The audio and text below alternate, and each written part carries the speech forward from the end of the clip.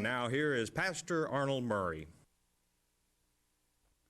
Good day to you. God bless you. Say, welcome to the Shepherd's Chapel. Welcome to this family Bible study hour. Here we go into our Father's Word, completing chapter 33. 32 and 33, Jacob had quite a time getting back with his brother. He had always been a contender, a heel grabber, and when he contended with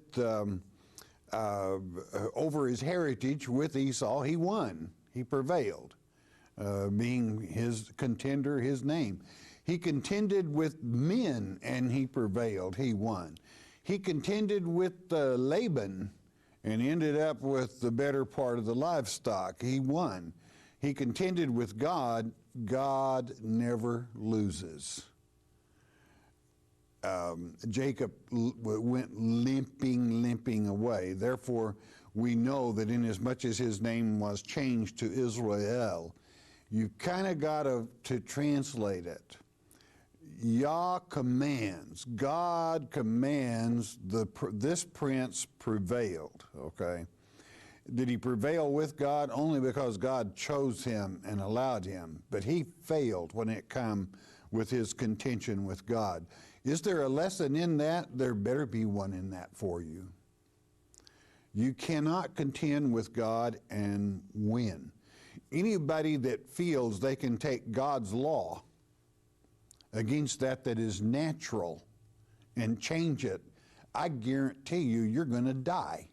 You're going to lose. You're going to lose every time that you contend with God by going against him. That's a lesson, no doubt, that Jacob learned kind of the hard way. He went limping and crawling away. God, though he loved him, God always wins. That's why you want him on your side. That's why you want him directing you. That's why you want to obey him. Going against him, again, it's a death sentence. You might say, well, today, no, it'll catch up with you. You go against that is natural, and a disease will develop that'll kill you, and you'll still go to hell. I mean, you talk about somebody picking themselves up as a natural born loser. Hey, but thank God he gave us all the right to choose where we want to go, heaven or hell. A lot of people like hell, I guess, and they're hell bound. Let her rip. That's what I say. Okay, having said that, that's why we teach God's Word, is to show there is always help. And if you want to be a winner, be with God. It's that simple. So Jacob, he's got himself squared away here. He's met his brother. There's no hard feelings any longer. They both seem to be doing pretty well. Though I can tell you, Esau probably was very happy to get the reward that Jacob gave him, because living away from the fat of the land, things were always a little close with him, though he never complained a lot. He was a good hunter. But he was probably very happy to receive it. Okay, so again, chapter 33, verse 18, to pick it up now that Jacob's name is being changed by God to Israel. Verse 18 of chapter 33 of Word of Wisdom, and it reads, and Jacob came to Shalem, that means safe or safety, a city of Shechem. Shechem means the back or the backbone, okay? The shoulder from the back, put your shoulder to it, which is in the land of Canaan, when he came from Padan Aram and pitched his tent before the city. And here he was moving on back towards home, 19, and he bought a parcel of a field where he had spread his tent at the hand of the children of Hamor, Shechem's father, for 100 pieces of money. Now, Shechem, of course, as I stated, means back. Hamor means a male ass. Not only that, but a male red ass, okay, the red donkey. Why in the world would a parent name a child that? I have no idea, but that was his name in the Hebrew tongue. Verse 20, and he erected there an altar and called it El Elohi Israel, which is to say, God, the God of Israel. And of course, now that his name, with his name being Israel, he is declaring the altar, through the altar, who his God is. It is Yahweh, our Heavenly Father. Chapter 34 and verse 1. Here we're beginning to set up camp. And Dinah, the daughter, verse 1 reads, and Dinah, the daughter of Leah, which she bare unto Jacob, went out to see the daughters of the land. You know, go out and get acquainted.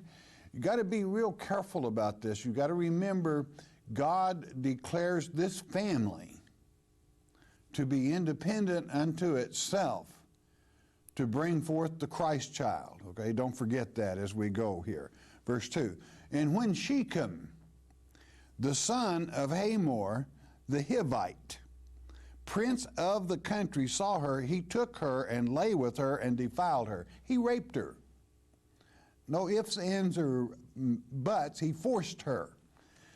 And I am sure that she's feeling that her life is finished, that it's over. With her wanting to, you know, get acquainted with the neighbor girls, and she ends up in this condition, verse 3. And his soul clave unto Dinah, the daughter of Jacob. He fell madly in love with her. Was it lust? Most likely, but love too. I won't question it. And he loved the damsel and spake kindly unto the damsel. I mean, you know, heathenistic customs are heathenistic customs. That still doesn't make it right for one of this family. Verse 4, and Shechem spake unto her father, unto his father rather, Hamor, saying, get me this damsel to wife. He didn't ask the girl. He didn't ask Diana, would you be my wife? He says to Daddy, get me this girl to my wife. At least he wasn't going to throw her out, if that stands for anything. But you see, it is not right that an Israelite mix with a heathen if you were in the family that was bringing forth Christ. That was against God's law. And some would say, well, that's a racist statement. No, it isn't. It's a fact, and it's truth. Satan tried this over and over to destroy the daughters of Adam, whereby Christ could not prevail. Now, if you're a Christian, you have to accept that and understand how Satan works and who he works through. This land that they're in, there are still some hangovers of the old Nephilim, fallen angels, offspring, the second influx. This is a bad place as far as that part's concerned. Verse 5, and Jacob heard that he had defiled Dinah his daughter. Now his sons were with his cattle in the field, and Jacob helped his peace until they were come. I don't know how he did it, but he did. I guess because he needed their support. And verse 6, and Hamor, the father of Shechem, went out unto Jacob to commune with him. He was going to try to fix it up where his boy could have this girl. 7, and the sons of Jacob came out of the field when they heard it, and the men were grieved. They were not only grieved, they were madder than a flock of hornets. And they were very wroth. They were terribly angry, because he had wrought folly in Israel in lying with Jacob's daughter, which thing ought not to be done. It was against the law for satanic people to touch those through which Christ would come. Verse 8, and Hamor communed with them, saying, the soul of my son Shechem longeth for your daughter. I pray you give her him to wife. We want to be your friendly neighbors. Verse 9, and make ye marriages with us, and give your daughters unto us, and take our daughters unto you. Now that would be considerably against kind after kind, would it not? Verse 10, and you shall dwell with us, and the land shall be before you. I mean, you can share with it. Dwell and trade ye therefore in, and get you possessions therein. Be one of us. We want to be one. 11, and Shechem said unto her father, and unto her brethren, Let me find grace in your eyes, and what you shall say unto me, I will give. I mean, if you want a dowry, we'll come up with it, whatever makes it right. Verse 12. There ain't nothing going to make this right. You know that, don't you? Verse 12. I mean, the men of Israel will make it right. Verse 12. And ask me never so much dowry and gift, and I will give according as ye shall say unto me, but give me the damsel to wife. Got to have her. He didn't have to have her. He'd already forced her. Verse 13. And the sons of Jacob answered Shechem and Hamor, his father, deceitfully, and said, because he had defiled Dinah their sister. They had a right to use covert action to kill this whole bunch, okay? Verse 14, and they said unto them, we cannot do this thing to give our sister to one that is uncircumcised. For that were a reproach unto us. We find that disgusting. Verse 15.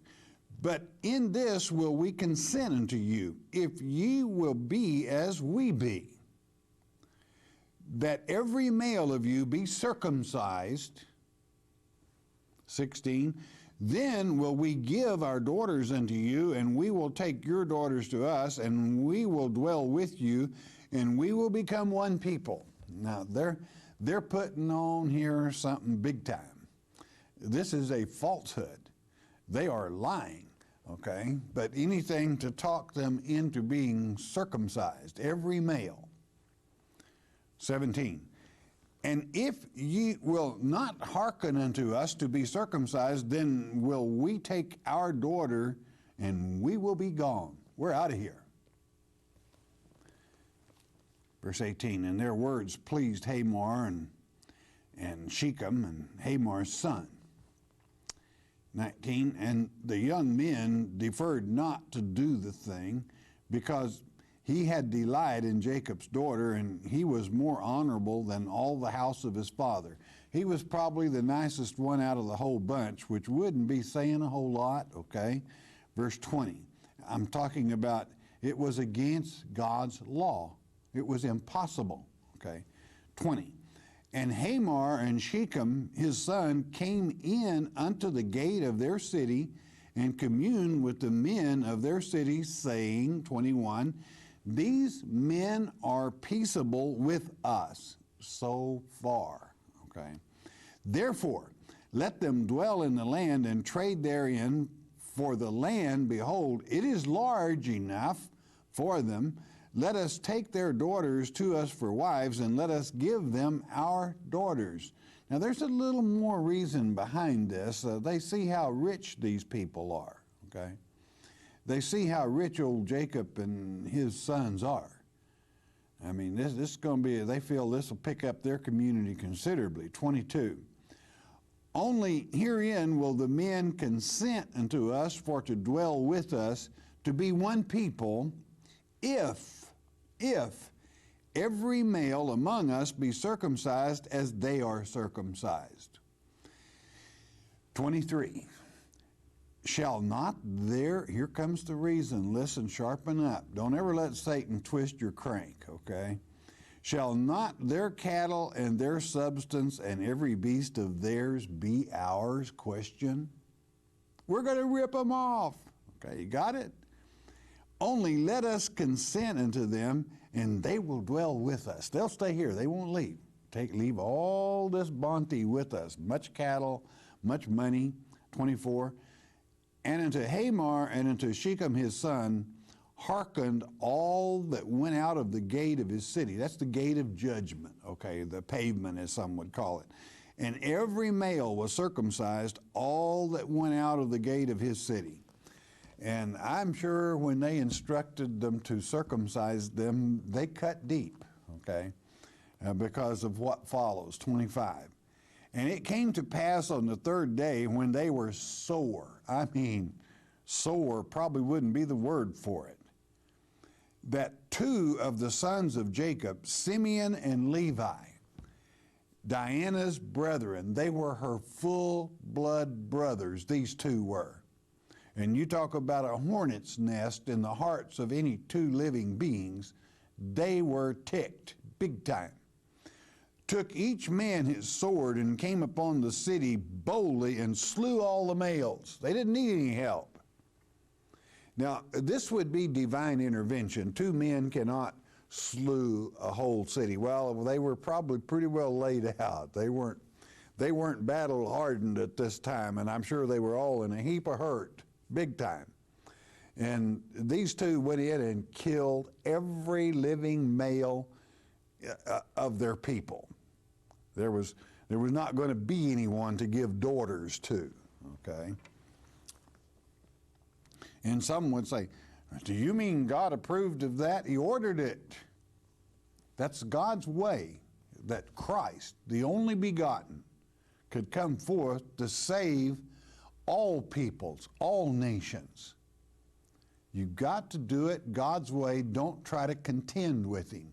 Well, as a Christian, I don't know if I approve of that action or not. Well, you know where you're probably going then?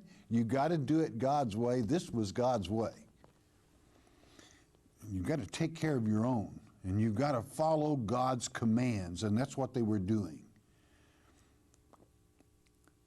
And we continue with the next verse, okay, verse 26. And they slew Hamor and Shechem his son with the edge of the sword, and took Dinah out of Shechem's house and went out. They released their sister. They brought her home. And the price, of course, to these people was devastating. 27, the sons of Jacob came upon the slain and spoiled the city because they had defiled their sister. 28, what did they do? They took their sheep and their oxen and their asses and that which was in the city and that which was in the field. They cleaned them out. Verse 29, and all their wealth and all their little ones and their wives took they captive and spoiled even all that was in the house. They took them as servants. Why? God gave them the land. They were collecting, all right? They took it all.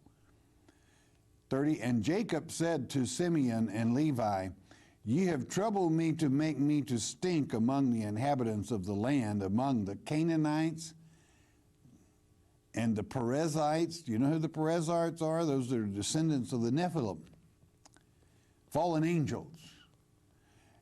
And I being few in number, they shall gather themselves together against me and slay me, and I shall be destroyed, I and my house.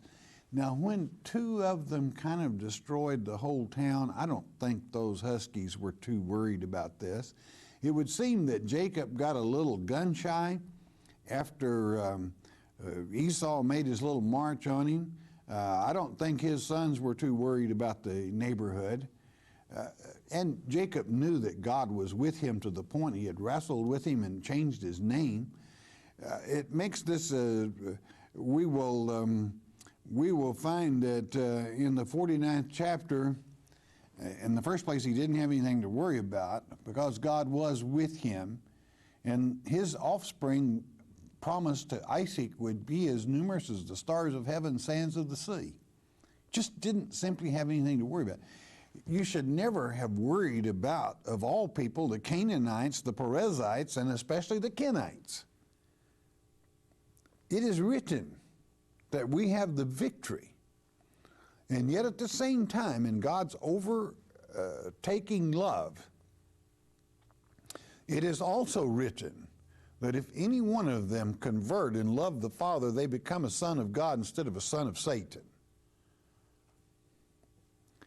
But God's plan had to go through as God had it planned, with purity, with serving Him, with obeying Him, and doing things God's way, not man's way.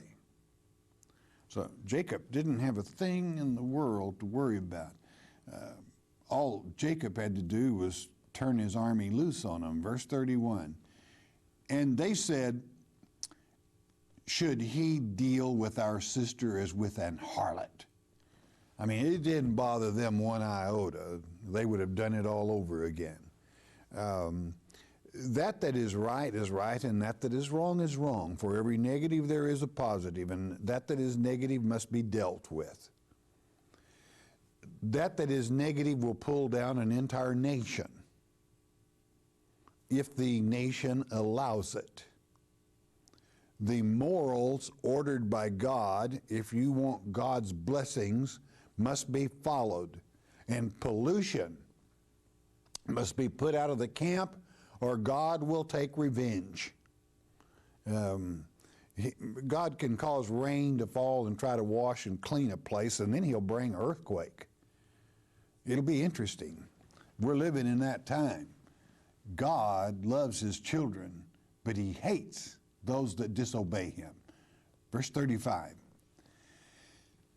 As we continue, okay, we can say here God kind of steps in here in these next chapter or so. And verse 1 reads, and God said unto Jacob, arise, go up to Bethel. You go up to the house of God and dwell there, and make there an altar unto God that appeared unto thee when thou fleddest from the face of Esau thy brother. Way back to the 28th chapter, when his mother told him, you get on out of Dodge and go to my brother Laban. And he came to that place where this pillar, this stone of destiny, was found. And I promise you, I'm going to show you the special on that while we're in this book of Genesis at one time or the other. I'll pick the time and give you plenty of warning. I don't want you to miss it. Bethel, here at the house of God, is where that pillar, that stone of destiny, stone of scone, derived from, and that was God's meeting place with man, this man, the man through the lineage which would come Christ. He said, you go to that spot. Remember, this is where Jacob saw the ladder, the way to heaven. That way to heaven is Christ, of course. Verse 2, then Jacob said unto his household and to all that were with him, put away the strange gods that are among you and be clean. You clean yourself up. Get rid of the perverts and change your garments. You clean your garments. Get them clean. 3, and let us arise and go up to Bethel. Bethel, Beth is house, El is God, the house of God. And I will make there an altar unto God, who answered me in the day of my distress and was with me in the way which I went. He's with me, and God is always with us. You can count on it. What is God's promise? I will never leave thee, nor will I forsake thee. You can count on it. Now, you can leave him, and he'll let you go as far as you want to away from him, all the way to hell if you choose. That's your choice. Have a good trip. Or you can ride with him and be blessed. You know, it's so much more pleasant. Verse 4. And they gave unto Jacob all the strange gods which were in their hand, and all their earrings which were in their ears. And Jacob hid them under the oak which was by Shechem. They got rid of all these things that could be misunderstood and that were not natural. And you know, how many places can you put an earring? Well, how many places can you be unnatural? Yuck. Verse 5, and they journeyed, and the terror of God was upon the cities that were round about them, and they did not pursue after the sons of Jacob. Do you know who fought their war? I mean, they're going to Bethel, and I mean, they've killed, a bunch of people. Word gets around, and the warriors are coming. It says, and they journeyed, and the terror of God was upon the cities that were around about them, and they did not pursue after the sons of Jacob. You know why? They were too busy taking care of their own. God can damage a city big time. What did he do to Sodom and Gomorrah because of perversion there? Don't think he won't do it again. God is the same yesterday, He is today, and He will be forever. That's why some people had better be praying and straightening their act out. Big time. Verse 6. So Jacob came to Luz, this was the name before it changed to Bethel, which is in the land of Canaan, that is Bethel, and there it explains it, he and all the people that were with him. Now, do you think God was with Jacob? I mean, after all this problem, and Jacob lets out this little plea, you too, by killing every male in this town, have caused me to stink among these others. They're going to be after me, and they're going to want to kill me. Well, who stepped in? God said, Jacob, go back to Bethel. What God was saying, Jacob, go back to Bethel. I'm going to clean house around here. You clean your house, and I'll clean their houses. You see, God's people don't have anything to worry about. God takes care of business and takes care of His own. You don't even have to worry about that, okay? So, and we continue on then. We go with the next verse, with verse 7, and 7 reads, And he built there an altar and called the place El Bethel, because there God appeared unto him when he fled from the face of his brother, when he was leaving out because of Esau. Of course, El is God and Beth is house, and it is the translation of El Bethel is the house of God, and God is his house. He is the God of the house. Verse 8. But Deborah, this word translated Abi, Rebekah's nurse, died, and she was buried beneath Bethel under an oak, and the name of it was called Al-Lan Bakut, which is to say the oak of weeping. They loved her. She was a great person. Verse 9. And God appeared unto Jacob again when he came out of Padan Aram and blessed him. God always takes care of His own. Now, you've got to get that into your mind and let it settle there and keep it there. I will never leave thee. I will never forsake thee. When God makes a promise, well, what did God promise? I'm going to make your offspring as numerous as the stars of heaven and the sands of the sea. And I'm going to bring forth one from you that's going to be a blessing to all nations. It's Christ. God always keeps His word. Verse 10. And God said unto him, Thy name is Jacob. That's supplanter, contender, heel grabber. Thy name shall not be called any more Jacob, but Israel shall be thy name. And he called his name Israel. The birth of the 12th son is just about to transpire here, which completes the house of Israel, the natural seed, which will later be divided into two houses, the house of Judah and the house of Israel. But at this time complete within the birth of the 12th child, which will bring to pass the death of the mother, and the mother shall die at the same location that the Christ child would be born, that is to say Bethlehem, the house of bread, for he was the bread of life. That's just about to begin. Let's get into it.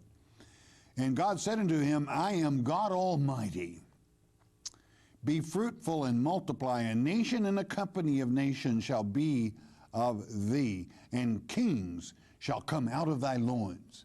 Even the King James that ordered this great work of God's Word, whereby English reading people could be acquainted with the Word of God and live with it. Verse 12. And the land which I gave Abraham and Isaac, to thee I will give it, and to thy seed after thee will I give the land. Verse 13, and God went up from him in the place where he talked with him.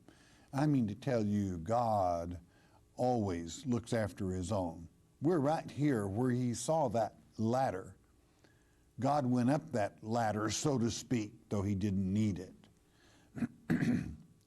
And Jacob knew that God was with him and that this promise, if God's the same yesterday, today, and forever, this promise included yesterday, it includes right now, today, and it does include forever.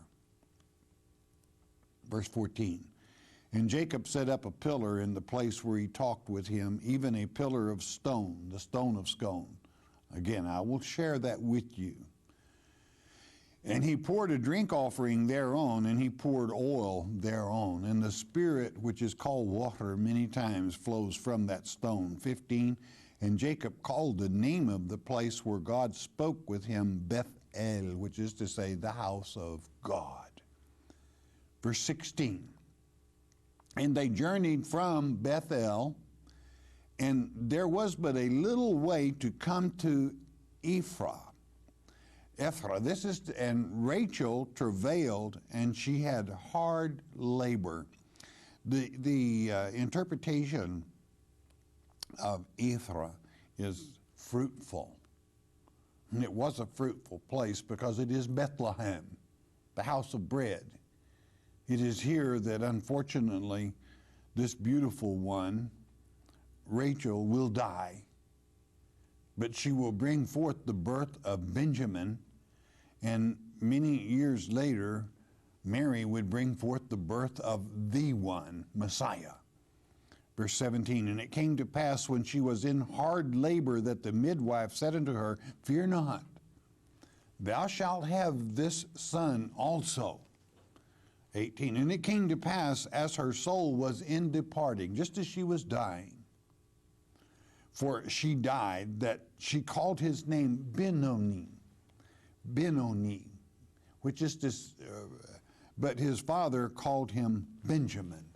And naturally, Benoni is son of my sorrow. It was son of her sorrow because it brought about her death in giving his birth. But Jacob Israel changed his name to Benjamin, which is to say, son of my right hand. We'll pick this up in the next lecture, and we will document that this is located at Bethlehem, the house of bread, the same place as the birth of Jesus. You see, there are no accidents, and God's plan overall is perfect. You want to be blessed? Do you want to have a real joyful life? Do you want to be healthy? Do you want to be successful? Then follow God. Do it His way. And you will find that peace of mind and happiness. And it isn't just for a flesh lifetime. It's for an eternity. There's a choice. Eternity or the lake of fire. And you know something? You get to make the choice. You truly do. The way you live determines the choice. Well, Pastor, are you trying to frighten anyone? I would never hold someone to Christianity through fear, but rather the love of God, that God loves His children, that He went through all this plan to bring forth that Messiah, Emmanuel, God with us, that all can have eternal life, that choose. And the others, guess what? We don't want them with us anyway.